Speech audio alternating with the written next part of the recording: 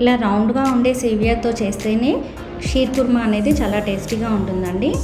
నేను ఇక్కడ 2 rounds of సేవియాని తీసుకుంటున్నాను. వాటిని బాగా గీలో ఇలా కలుపుతూ ఫ్రై చేసుకోవాలి.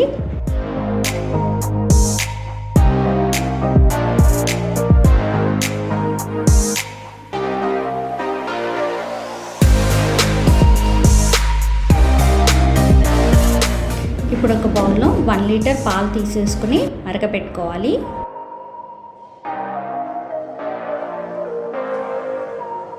పాలిలో ఒక పొంగు రాగానే అందులో యాలకుల పొడిని యాడ్ చేశాను. అందులో ఇప్పుడు నేను ఒక 1/2 కప్పు కిస్మిస్ యాడ్ చేస్తున్నాను.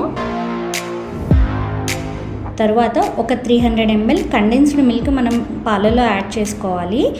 కండెన్స్డ్ మిల్క్ యాడ్ చేయడం వల్ల మనకు